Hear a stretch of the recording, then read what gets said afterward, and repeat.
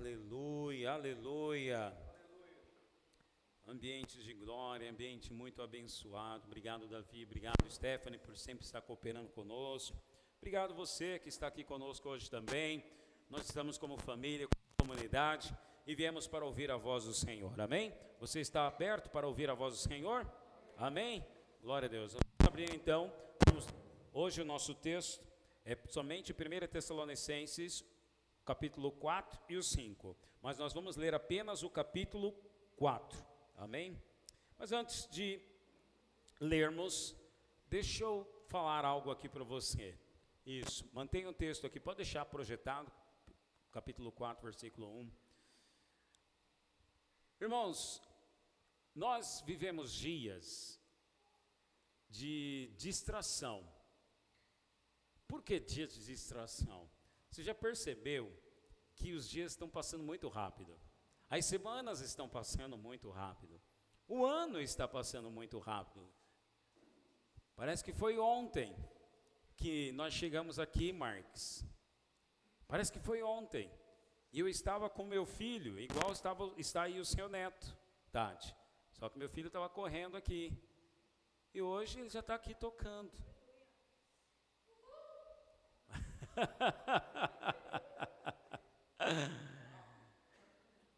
Os dias estão passando, meus irmãos. Nós estamos vivendo os últimos dias. E as pessoas, pode perceber, as pessoas correm muito, principalmente os paulistas, né? Está sempre correndo, estou sempre ocupado, toda correria. Você vai cumprimentar alguém, e aí, irmão, como é que está? Toda correria. As pessoas correm muito, produzem muito. Porque hoje com o digital, com a IA, né, com os recursos e todas as ferramentas que nós temos, nós conseguimos produzir até muito mais. Nós planejamos e desejamos muito. Mas o que eu quero trazer para você e para mim hoje é um pensamento. Nós corremos muitos, planejamos muito, produzimos muito, mas quase ninguém vive preparado para a eternidade. De repente, eu não sei se passou por você, mas eu vou dizer o meu pecado aqui. Eu já estava aqui orando e cantando, já pensando amanhã, no dia do meu trabalho, na tarefa que eu tenho que entregar.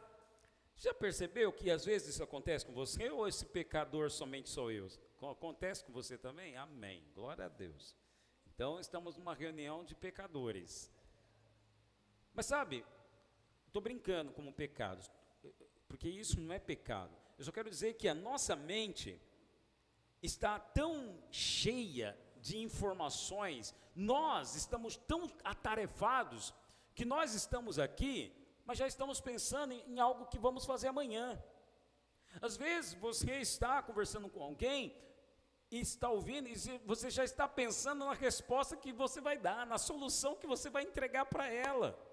Mas poucos de nós vivemos preparados para a eternidade. O que eu quero dizer com preparado para a eternidade? Jesus nos salvou. Por que Ele nos salvou? Só para nós não irmos para o inferno e agora irmos para o céu? Não, meus irmãos. Nós devemos viver como Jesus fosse voltar amanhã. Essa é a expectativa. Agora, algumas pessoas, a maioria, vive como se Jesus não fosse voltar. A maioria vive como se a eternidade não fosse chegar. E a maioria vive como se a santidade não fosse necessária. O necessário é minha bênção, meu alvo, o que eu vou produzir, o que Deus pode me dar, mas não vivemos, infelizmente, por causa de muitas distrações. Então eu quis começar falando de mim, para não estar aqui agora como um pregador que estou te acusando. Não, eu primeiro me coloquei, estou me colocando como vocês. Eu estava aí, minha mente já pensando que eu vou produzir amanhã. Agora, o texto que nós vamos ler, que é 1 Tessalonicenses 4, nós vamos pregar hoje em cima do capítulo 4 e 5. Paulo, é o apóstolo que escreve para essa igreja, ele levanta a voz e diz: se você realmente espera Jesus voltar, então a sua vida precisa refletir essa confiança ou essa esperança de que Jesus irá voltar. Porque a verdade é simples. Quem crê que Jesus vem, vive diferente. Nós não vivemos diferente porque agora nós somos crentes. Eu não era crente, agora eu sou crente. Ou eu sou filho de crente. Não, vivemos diferente porque nós temos uma esperança melhor, um futuro melhor. Se a volta de Cristo não altera a maneira como vivemos, então talvez nós não tenhamos entendido o Evangelho. O Evangelho para nós foi somente a bênção, a prosperidade, a salvação e o perdão. E o Evangelho completo, ele engloba a volta de Jesus. Então, se entendemos o Evangelho, a nossa maneira de viver também tem que mudar. E é isso. Por que eu estou falando isso? Como introdução para o que nós vamos ler e para o que nós vamos compartilhar na mensagem de hoje. Então agora, acompanha comigo aí o versículo 1. Assim diz o Senhor, 1 Tessalonicenses 4:1. Quanto ao mais, irmãos, já os instruímos acerca de como viver, a fim de agradar a Deus. E de fato assim, vocês estão procedendo. Agora lhes pedimos e exortamos no Senhor Jesus, que cresçam nisso cada vez mais, pois vocês conhecem os mandamentos que lhe demos pela autoridade do Senhor Jesus. A vontade de Deus é que vocês sejam santificados. Em outra versão está dizendo que porque a vontade de Deus é que você seja santo. 2 pontos. Como que é essa santidade? Olha a explicação. Abstenham-se da imoralidade sexual. Cada um saiba controlar o seu próprio corpo, de maneira santa e honrosa, não dominado pela paixão de desejos desenfreados, como os pagãos que desconhecem a Deus. Esse assunto, ninguém prejudique seu irmão, nem dele se aproveite. O Senhor castigará todas essas práticas, como já lhe dissemos e asseguramos. Porque Deus não nos chamou para a impureza, mas para a santidade. Portanto, aquele que rejeita essas coisas não está rejeitando um homem, mas a Deus, que lhes dá o seu Espírito Santo. Quanto ao amor fraternal, não precisamos escrever-lhes, pois vocês mesmos já foram ensinados por Deus a se amarem uns aos outros. E de fato, vocês amam todos os irmãos em toda a Macedônia. Contudo, irmãos, insistimos com vocês que cada vez mais assim procedam. Esforcem-se para ter uma vida tranquila, cuidar dos seus próprios negócios e trabalhar com as próprias mãos, como nós os instruímos, a fim de que andem decentemente aos olhos dos que são de fora e não dependam de ninguém. Irmãos, não queremos que vocês sejam ignorantes quanto aos que dormem, para que não se entristeçam como os outros que não têm esperança. Se cremos que Jesus morreu e ressurgiu, cremos também que Deus trará, mediante Jesus e com ele, aqueles que nele dormiram. Dizemos a vocês pela palavra do Senhor, que nós, os que estivermos vivos, os que ficarmos até a vinda do Senhor, certamente não precederemos os que dormem, pois, dada a ordem, com a voz do arcanjo, o ressoar da trombeta de Deus, o próprio Senhor descerá dos céus, e os mortos em Cristo ressuscitarão primeiro. Depois, nós, os que estivermos vivos, seremos arrebatados com eles nas nuvens, para o encontro com o Senhor nos ares, e assim estaremos com o Senhor para sempre. Consolem-se uns aos outros com essas palavras. Amém. Antes de você sentar, me permita orar por você. Pai, em nome de Jesus, bendita é a tua palavra. Só o Senhor tem as palavras de vida eterna. Peço ao Senhor, ó Deus, graça e autoridade para compartilhar, Senhor Deus, esta mensagem, que possamos, na graça e na revelação do Senhor, aplicarmos essas verdades na nossa vida, nos nossos dias atuais. Senhor Deus, o Senhor conhece o coração de cada um que está aqui. O Senhor tem um plano e um propósito para cada um de nós. E a vontade do Senhor é que sejamos santos, como o Senhor é santo. Fala conosco, ilumina nossa mente, ilumina o nosso coração, nos abençoe com o espírito de revelação, de sabedoria, Senhor. Em nome de Jesus, e que venhamos sair, Senhor, dessa reunião, assim como já fomos abençoados no ambiente de louvor, que sejamos abençoados agora, Senhor, no momento da palavra, onde nos colocamos para ouvir o que o Senhor tem para dizer para nós, que tenhamos nossa vida, Deus, transformada, que o nosso coração venha arder enquanto ouvimos, ó Deus, o ensino, em nome de Jesus. Venha o teu reino, faça-se a tua vontade hoje aqui, Senhor, em nome de Jesus, amém e amém. Glória a Deus, meus irmãos, pode se sentar. Muito bem, meus irmãos, o texto muito claro de Paulo, vivendo para agradar a Deus, até que o Senhor venha, como nós cantamos, até que o Senhor venha, como que eu vou viver? Como que eu vou me comportar? E o interessante é o final, nós vamos falar sobre isso, mas Paulo fala que, olha, todas as instruções é para nós, os que estivermos vivos. Então Paulo e os demais crentes estavam esperando a volta de Jesus enquanto estavam vivos. E a mensagem do apóstolo é para você acreditar que Jesus vai voltar enquanto você estiver vivo.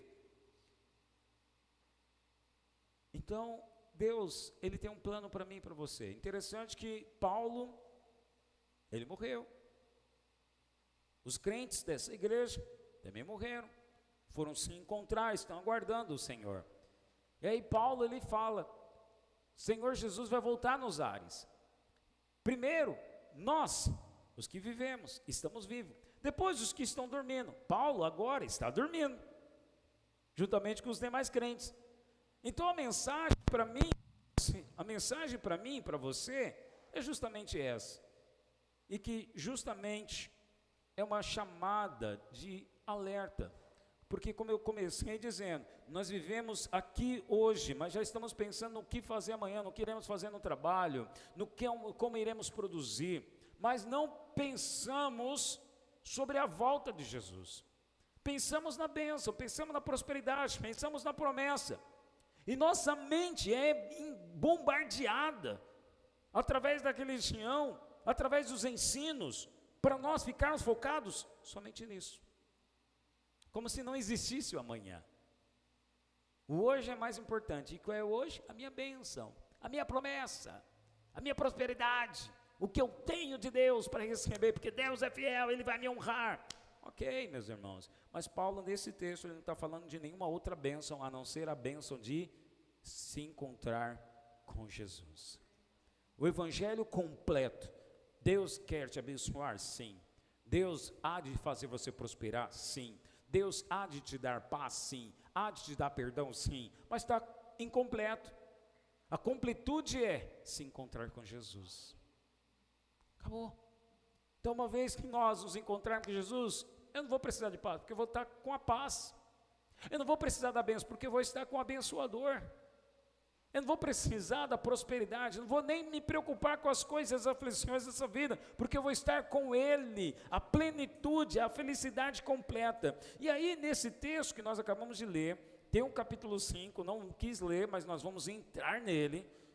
Paulo termina, depois de ele ter falado sobre fé, que foi o que nós falamos semana passada, no capítulo 3, a ênfase de Paulo é falar sobre fé. Agora Paulo, depois de falar sobre fé, ele quer falar sobre a volta de Cristo. E é interessante, nem é Apocalipse, é Tessalonicenses.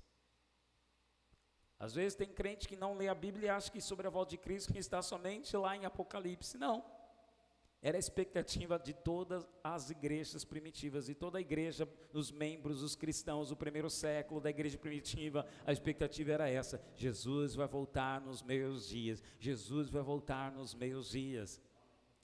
E essa é a mensagem para mim e para você: Jesus vai voltar nos meus dias. Jesus vai voltar nos seus dias. Então, por isso, Paulo aconselha-nos como nos comportar, como vivermos para agradar a Deus.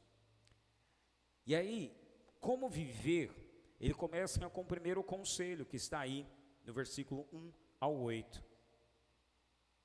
Quem vive para esperar Jesus, primeiro sentimento é que quem espera Jesus voltar, ele vive em santidade. Isso não é um conselho, é uma ordem, porque está aí. Esta é a vontade do Senhor.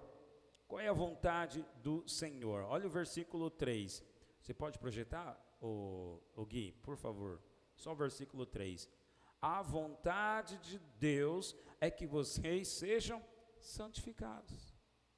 Então, tem muito crente que fica, eu oro pela vontade de Deus, que seja feita a vontade de Deus. E qual é a vontade de Deus? Que nós sejamos santos. E santos, santificados aqui, não tem a ver com usos e costumes. É claro que uma transformação interior, claro que vai afetar o meu modo de falar, meu modo de me vestir, meu modo de comportar. Mas Paulo é muito claro aqui em falar sobre qual é a vontade de Deus, é a santificação. E isso não é um mistério. Isso não está oculto. A vontade de Deus é que nós venhamos vivendo separado do pecado. E Paulo dá aqui as dicas, deixa bem claro quando está aqui no texto, 2 pontos. Abstenham-se da imoralidade sexual, cada um saiba controlar o seu próprio corpo, de maneira santa e honrosa, não dominado pela paixão de desejos desenfreados, como os pagãos que desconhecem a Deus. Então, quem não conhece a Deus, vive uma vida desenfreada, sem freio, apenas para os seus desejos, apenas para se agradar, apenas para se satisfazer. Esses são os que não conhecem a Deus. Agora, os que conhecem a Deus e conhecem a vontade de Deus, vivem se separando. Porque o que é santificação? O que é santidade, irmãos? Dentro da religião, ensinam somente sobre uso e costume. Santidade é uso e costume, roupas, vestes, comida, bebida. E o reino de Deus não é comida, não é bebida, mas é paz, justiça e alegria no Espírito. Santidade é eu me separar. À medida que você obedece a Jesus Cristo, você está se separando. Essa é a obediência. Imagine alguém vestido de branco. Imagine alguém vestido de branco. Estou olhando aqui a Mônica, acho que eu não posso me mexer, o problema está aqui. Eu estou olhando a Mônica vestida de branco. Imagina a Mônica, toda vestida ali de branco, passar agora, Mônica, atravessar uma lama, de propósito. Todo mundo com certeza vai gritar, não faça isso, você vai se sujar. Você vai sujar sua roupa. Todo mundo está vendo, é óbvio, porque ela está de branco. Vai respingar, por mais que ela ande com cuidado, algum respingo vai estar lá, na branquitude da roupa dela. Sabe, nós ganhamos uma nova veste, nós temos uma nova roupa. O que eu quero dizer com essa ilustração da Mônica? Porque a roupa branca, ela foi feita para permanecer limpa. Da mesma forma, nós recebemos, está escrito em Gálatas, nós recebemos novas vestes, as vestes da salvação. E essas vestes da salvação nos foi dada por Jesus Cristo. Ele nos colocou essa roupa branca. E assim, como a Mônica, se ela andar na lama, vai respingar alguma coisa, nós também temos essa veste branca. E devemos ficar separados, não brincar com o pecado. Não brinque com o pecado. Paulo está dizendo aqui que o pecado, ele é muito sério. E o mundo, o sistema maligno, quer normalizar e quer até diminuir o efeito do pecado na nossa vida. Porque a cultura diz, isso é normal. Isso é normal. Todo mundo faz. Deus entende. Paulo, ele está tratando aqui do assunto da imoralidade sexual. E quando pensamos na imoralidade sexual, a primeira coisa que vem na nossa mente é a pornografia. Presta atenção, tem a pornografia explícita, mas tem a pornografia sensual também. Na maneira como nós nos vestimos, como você, moça, se veste, como você, homem, se veste. Isso é brincar com o pecado. Paulo diz, santidade não é sugestão, é a vontade de Deus. É a vontade de Deus, isso aqui não é conselho, especialmente Paulo está falando aqui, na área sexual. O ponto aqui é a área sexual, o mundo normalizou, mas Deus continua chamando isso de pecado. Aquilo que a cultura celebra, Deus pode condenar. Eu sei que para as moças é muito difícil encontrar até roupa que não marque o seu corpo, que não venha sensualizar você. Eu sei, porque o mundo jaz no maligno. O que o maligno vai oferecer nas lojas é uma roupa que venha fazer você se sensualizar. Mas aqui está muito claro.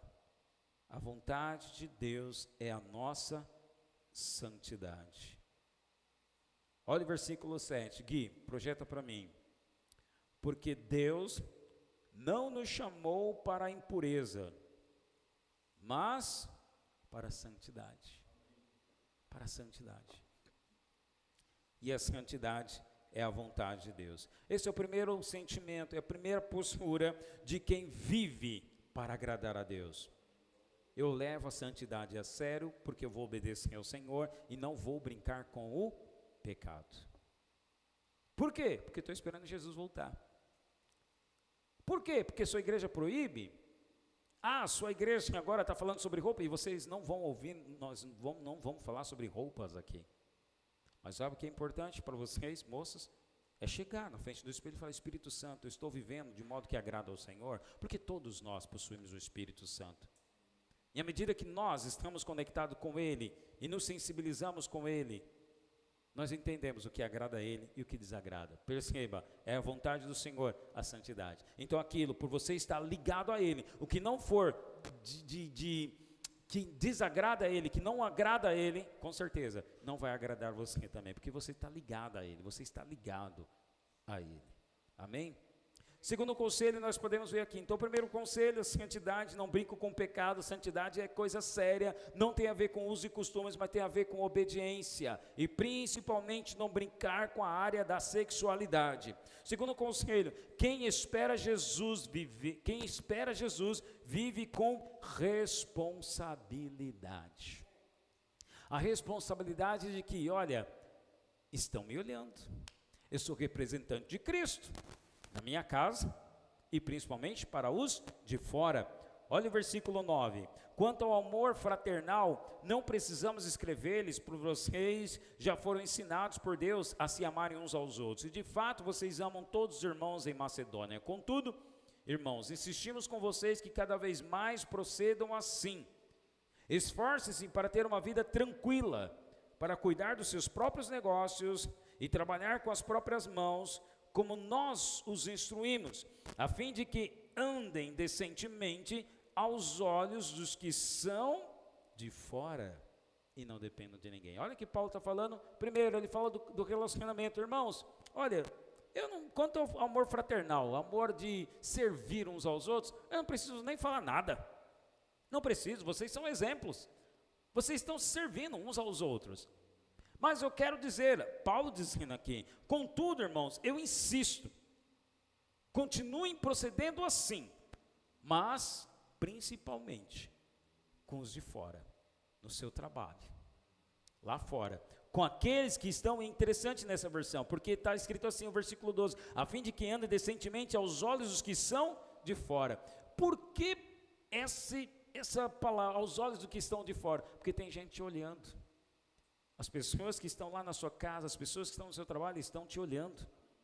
A maneira como você reage a uma pressão, a um estresse, como você lida com tal situação, como você lida com tal insinuação, as pessoas estão te olhando. Então isso é a responsabilidade. Responsabilidade de, eu sou cristão, represento Cristo. A luz de Cristo está em mim e eu estou levando a luz de Cristo em todos os lugares. Isso é responsabilidade. Eu não estou mais no pode que não pode. Não vou fazer isso porque minha igreja não proíbe, não permite. Não, responsabilidade é individual, é o temor. Eu carrego Cristo, eu tenho a luz de Cristo, eu tenho temor a Cristo e tem gente me olhando. A Bíblia não está convidando você para ser hipócrita, para ter um comportamento, porque tem gente te olhando. Não, a Bíblia só está chamando você para ser responsável. Se comporte de maneira digna de como você é. Você é um filho de Deus, então se comporte como filho de Deus. É só isso o convite. Não é para nós agora fingirmos sermos alguma coisa porque as pessoas de fora do meu trabalho estão olhando. Não, se você estiver fingindo, então você nem se converteu. O convite da Bíblia é: apenas se comporte como alguém que você já é, filho de Deus, que carrega a luz e a santidade dele.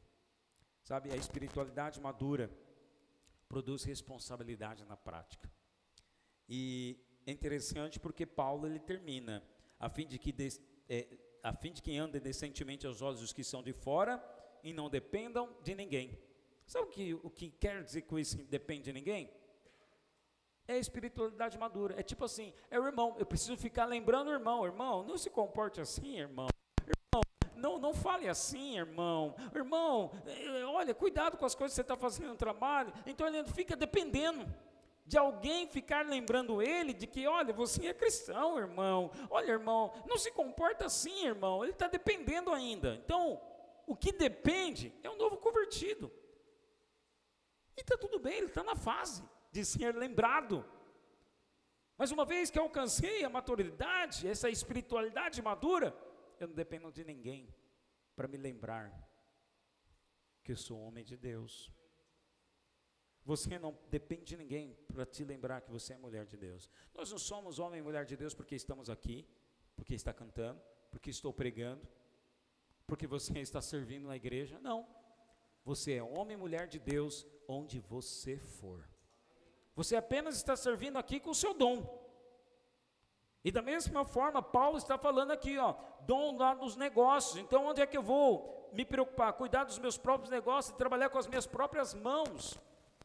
Tudo que vier às tuas mãos, Eclesiastes 9:10, tudo que te vier às tuas mãos para você fazer, faze-o com o melhor das tuas forças. Dê sempre o seu melhor, de tal modo que as pessoas olhem para você e fiquem assim, uau, maravilhadas. Eu não sabia que ser crente é ser inteligente, eu não sabia que ser crente fazia isso, porque na cabeça dos de fora, dos que ainda estão em trevas, o ser crente é apenas pode e não pode. Tem que ir na igreja todo domingo, tem que carregar a Bíblia, tem que usar esse tipo de roupa, não pode fazer aquilo. Essa é a cabeça dos que estão lá de fora. E às vezes o religioso passa essa mensagem mesmo. Às vezes nós passamos essa mensagem. Mas não, o que Paulo está chamando, eu não preciso gritar. A minha mensagem ela é silenciosa. É o meu comportamento, é o seu comportamento. Amém, meus irmãos? Glória a Deus. Terceira lição. Então, primeira lição, santidade. Eu espero o Senhor Jesus voltar, então eu vou andar em santidade. Segundo conselho, eu espero Jesus voltar, então eu vou viver de maneira digna, responsável. Eu não preciso depender de ninguém me chamando a atenção, porque eu sou crente. Pastor, faz isso não, porque você é pastor, hein? Sabe? Se alguém no seu trabalho falar assim, você é crente, está fazendo isso? Isso é muito ruim. Isso é muito ruim. Isso é muito ruim. Terceiro conselho, quem espera Jesus voltar, vive com esperança. Por que nós vivemos com esperança, irmãos? Porque agora nós não temos medo da morte. A morte para o não cristão é o fim. Por isso que o não cristão, ele tem medo da morte. O cristão sofre, o cristão chora, o cristão sente dor, sente. Tudo isso nós passamos. Claro, nós vivemos isso, mas o cristão vive com esperança. A esperança de que nesse mundo nós teremos aflições, mas com bom ânimo venceremos esse mundo, assim como Jesus venceu. E como Jesus venceu? Quando ele ressuscitou, recebeu um novo corpo glorificado. Essa é a esperança. Não é a esperança de, sim, eu tenho fé para a cura, tenho fé para não chorar, para o meu choro cessar, eu tenho fé para parar o sofrimento, tenho fé para não sentir a dor, tenho fé. Mas a minha esperança está que Jesus vai voltar, e melhor é o fim das coisas do que o início dela. Para o incrédulo, a morte é o ponto final. Por que ele por que ele não tem esperança? Porque ele não sabe o que vai acontecer. Acabou. Agora, para nós cristãos, a morte é apenas uma vírgula. E depois dessa vírgula, começa uma nova história com Cristo Jesus. Nós não temos mais medo da morte. Nós não vivemos com medo. Vamos enfrentar nessa vida luto? Claro. Eu não estou trazendo uma mensagem triunfalista para você. Preciso ser real com você. Na sua vida vai ter luto, vai ter perdas, vai ter sofrimento e às vezes até crises e despedidas. Mas não é o fim. É apenas uma fase. É apenas uma fase. Nossa esperança não está nas circunstâncias, mas no Cristo ressurreto. Aleluia! Quem espera Jesus voltar, vive em santidade. Quem espera Jesus voltar, vive responsável, porque é filho de Deus. Quem espera Jesus voltar, não vive com medo, vive com esperança. Quem espera Jesus voltar, quarta lição, vive em vigilância. Agora entramos aí no capítulo 5, agora eu quero ler com você. Pega aí a sua Bíblia ou então acompanha a projeção ali, o Guilherme. Capítulo 5 agora, Guilherme, versículo 1 ao 11. Antes, deixa eu voltar aqui. No final do capítulo 4, nós lemos aqui Paulo dizendo a respeito de que foi dada a ordem, o anjo tocou a trombeta, e aí primeiro, foi dada a ordem com a voz dos arcanjos, e aí os mortos em Cristo ressuscitarão primeiro, e depois nós, os que estivermos vivos, seremos arrebatados. O que eu preciso abrir um parênteses aqui para você, porque no texto aqui, ser arrebatado, não significa que crente vai ser deixado para trás. Paulo, esse ensino de que crente vai ser deixado para trás, não é novo, irmãos, é de 200 anos para cá. E é um estilo de interpretação que tem. Mas quando Paulo escreveu, ele não estava imaginando que algum crente ficaria. Vai subir um crente e o outro ficará. Não. Ele está falando para todos os crentes irão subir e se encontrar com o Senhor nos ares. Todos irão subir. Todos os que estão com Cristo Jesus irão subir. Então, se todos irão subir, então fica aquela pergunta, claro, curiosa: quando vai ser isso, Paulo? Porque eu quero logo resolver a minha vida, não quero mais passar por essa aflição. E aí entra agora o capítulo 5, versículo 1. Olha aí, acompanha comigo, meus irmãos.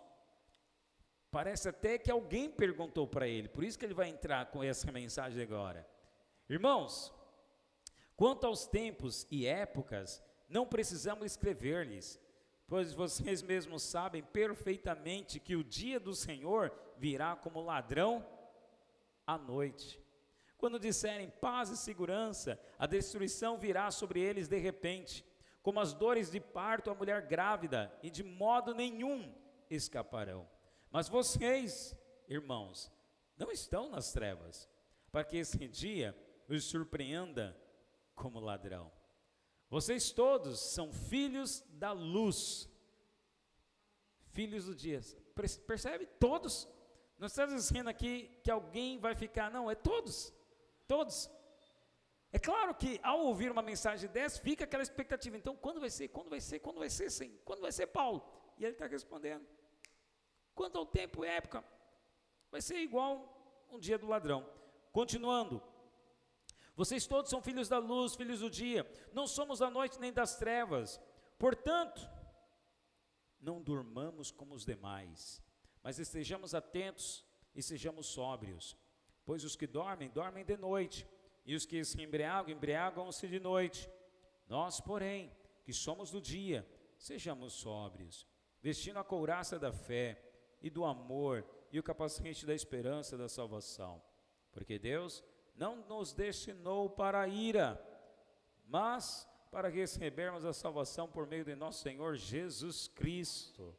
Ele morreu para nós, ele morreu por nós, para que, quer estejamos acordados, quer dormindo, vivamos unidos a Ele.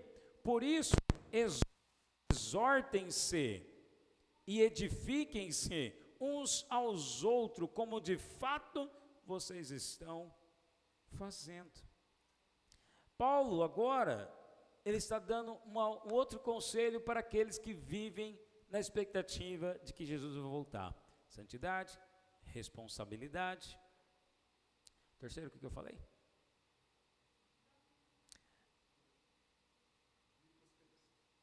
Obrigado, Marx. Santidade, responsabilidade, viver com esperança. E o quarto conselho: o crente que vive esperando Jesus voltar, ele vive em vigilância. Ele vive em alerta. Porque Paulo diz, o dia do Senhor lhe virá como um ladrão, ou seja, é repentino, é inesperado, é inevitável. Então ele diz, não durmamos como os demais, mas ele termina dizendo, ele morreu por nós, para que quer estejamos acordados, quer dormindo. Então ele morreu por todos. Mas o que Paulo quer? Que os crentes não durmam. E o que significa isso? Não dormir para ser deixado para trás? Não, é não dormir para você perceber quando ele vai voltar. Esse é o convite, irmãos. Dormir espiritualmente é viver sem perceber o perigo do pecado, a urgência do evangelho, a proximidade da eternidade. Esse é o crente que vive dormindo. O crente que vive dormindo, ele fica pensando somente, e aqui não é um sono físico, tá? Mas é que ele não está acordado pelos planos espirituais de Deus. Há uma necessidade de Deus salvar os perdidos, os da sua casa. Há uma necessidade, há uma urgência de o evangelho ser pregado, o verdadeiro evangelho. Não o evangelho da prosperidade, mas o evangelho de Jesus Cristo, que é o poder de Deus para a salvação de todo aquele que crê. O maior perigo da igreja não é uma perseguição externa. Paulo está dizendo aqui, o maior perigo é os crentes que foram salvos, perdoados, viverem na sonolência espiritual. É ignorar. É só mais uma mensagem, é só mais uma palestra, é só mais um culto. Para que eu vou para o culto? É só mais um dia, meu dia do trabalho. Não, a cada dia ele pode voltar. Portanto, não sabemos o dia. Pode ser hoje, pode ser daqui a pouco, pode ser daqui a uma hora, pode ser amanhã. Mas Paulo está dizendo, esteja em conexão a Ele. E irmão, você sabe. Quando você está em comunhão com o Senhor, é isso que Paulo está dizendo, quando você está em comunhão com Ele, o que é estar acordado? Estar acordado é justamente você perceber, opa, tem algo acontecendo. Sabe quando o clima vai mudar? Está um clima gostoso lá fora. Mas quando vai chover e o clima vai mudar, o vento vem com um cheiro diferente. Você percebe a temperatura já caindo. É isso que Paulo está falando. É como, eu lembro quando pequeno, que eu estudava à tarde, e minha mãe falava, quantas vezes, e eu errei, filho, leva o guarda-chuva. Mãe, não está nem chovendo. Mas eu, inocente, não sabia essa mudança, não percebia essa mudança de clima. Minha mãe já percebia, pô, ó o cheiro, o clima, ó as nuvens fechando. Não, mãe, não tem nenhuma gota lá fora. Voltava à tarde da escola, chegando em casa todo molhado. É mais ou menos isso que Paulo está dizendo. E é interessante que o conselho de Paulo, ele termina no versículo 11. Por isso, exortem-se, corrija, chama atenção, chama na chincha, dá um chacoalhão naquele crente que está dormindo, achando que é só mais um culto, achando que é só uma Bíblia que ele tem de enfeite na casa dele, achando que fui batizado, já estou salvo e está bom. Chama na chincha esse, e edifiquem-se uns aos outros, como de fato vocês estão fazendo. Edificar é fale sobre esse tema, encorajem um ao outro, fale das coisas espirituais. E para fechar, quem vive à espera de Jesus, vive justamente fazendo isso, praticando isso, edificando o corpo. Olha o versículo 12, acompanha comigo a leitura. Agora lhes pedimos, irmãos, que tenham consideração para os que se esforçam no trabalho entre vocês, que os lideram no Senhor e os aconselham. Tenham-nos na mais alta estima, com amor, por causa do trabalho deles. Vivam em paz uns com os outros. Exortamos vocês, irmãos, a que advirtam os ociosos, confortem os desanimados, auxiliem os fracos, sejam pacientes para com todos. Tenham cuidado para que ninguém retribua o mal com o mal, mas sejam sempre bondosos uns para com os outros e para com todos. Alegrem-se sempre, orem continuamente, deem graças em todas as circunstâncias, pois essa é a vontade de Deus para vocês em Cristo Jesus. Não apaguem o espírito, não tratem com desprezo as profecias, mas ponham à prova todas as coisas e fiquem com o que é bom. Afaste-se de toda forma de mal, que o próprio Deus da paz os santifique inteiramente, que todo o espírito, a alma e o corpo de vocês sejam preservados irrepreensíveis na vinda de nosso Senhor Jesus Cristo. Aquele que os chama é fiel e fará isso. Irmãos, orem por nós. Saúdem todos os irmãos com um beijo santo. Diante do Senhor, encarrego vocês de lerem esta carta a todos os irmãos. A graça de nosso Senhor Jesus Cristo seja com todos vocês. Paulo termina a carta, então, com conselhos práticos. O que fazer? Conselhos práticos. Eu peço, irmãos, tenham consideração, se esforcem. Honre aqueles que estão se esforçando para liderar e os aconselhar. Tenham-nos por autoestima. Então Paulo está dizendo, tratem aqueles que vos lideram. Honre os líderes, ajude os fracos, seja paciente, ore sempre e agradeça a Deus por tudo. Agradeça a Deus por tudo. Santidade também se revela na forma como nós tratamos as pessoas. E com esse conselho prático, meus irmãos, eu quero aqui, como igreja, nós queremos iniciar uma campanha de oração de uns pelos outros. Porque conselho prático, e é justamente quem espera Jesus voltar. Olha o versículo 14, exortamos vocês, irmãos, advirtam os ociosos. Chama alerta, irmão, você está ocioso. O que você está fazendo na sua vida espiritual? O ocioso é aquele que não faz nada, não ora, não lê. Conforte os desanimados, auxiliem os fracos, sejam pacientes com todos. Mas antes de falar isso, Paulo falou sobre honrar os líderes, considerar aquele que lidera e os aconselha. A partir da semana que vem, domingo que vem, nós estaremos aqui, se Jesus não voltar, será culto de ceia. E na segunda-feira, irmãos, nós queremos começar uma campanha de jejum, um período de jejum. Nosso jejum vai começar na próxima segunda-feira e vai até o dia 23 de maio. No dia 23 de maio, nós como igreja estaremos numa chácara, nós estaremos em retiro. E lá nós estaremos entregando o nosso jejum.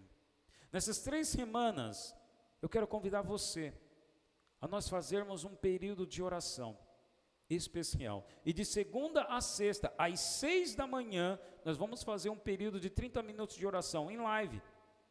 De segunda a sexta-feira. Começando na segunda-feira que vem. Às 6 da manhã. Sei que alguns já estão a caminho do trabalho, pode acompanhar, porque em live pode acompanhar, outros estão em casa, outros estão acordando. 3 semanas. O que nós vamos, quais serão os motivos da nossa oração? Esses conselhos práticos de Paulo. Primeiro ele fala da liderança. Guilherme, isso, 14, né? Deixa o 13 para mim, volta com 13. Tenham-nos na mais alta estima, com amor por causa do trabalho de vocês, vivem em paz. Ah não, perdão, Guilherme, é o 12, perdão.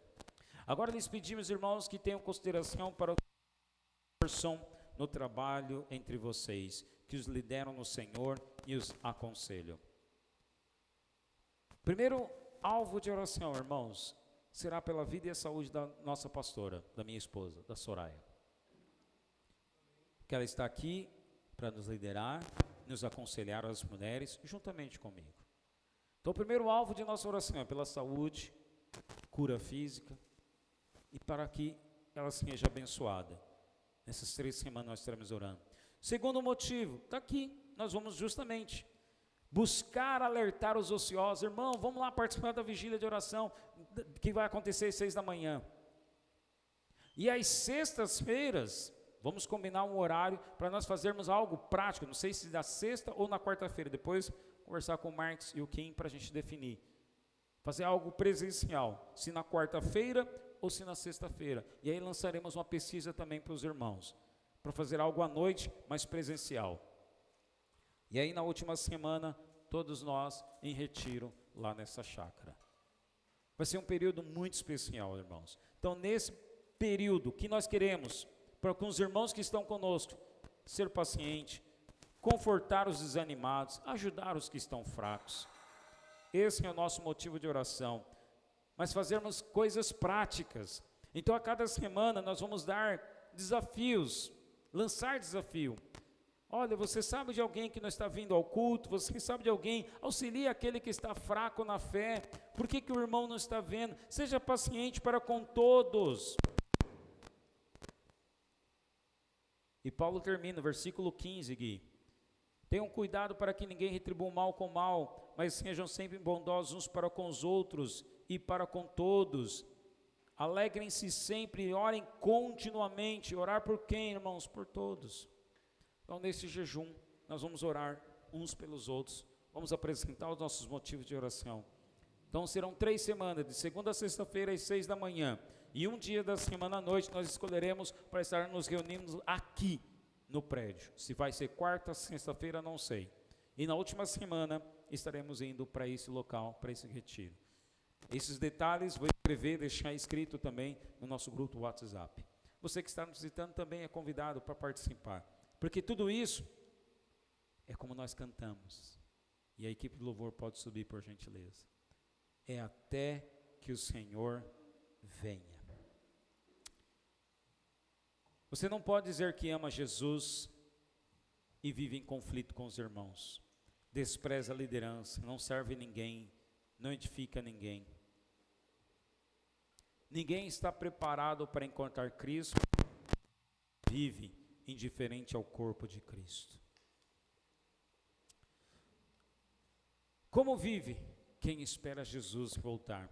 Paulo responde: vive em santidade, vive com responsabilidade, vive com esperança, vive em vigilância e vive edificando o corpo.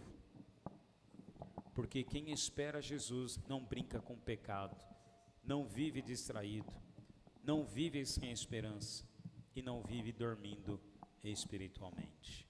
Vamos colocar em pé, vamos orar. A melhor maneira de esperar a volta de Jesus é viver hoje como quem realmente crê que Ele virá amanhã.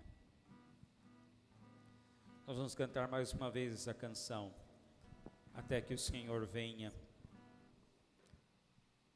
E em seguida nós vamos orar. Nós teremos essa semana de preparação, o jejum, cada um vai escolher a melhor forma de fazer o seu jejum, o seu horário, você é livre para escolher o seu melhor período do jejum. Mas somos todos convocados para as 6 da manhã estarmos juntos, orando, em live, uns pelos outros. Apresentaremos os pedidos e os motivos de oração. Vamos cantar então.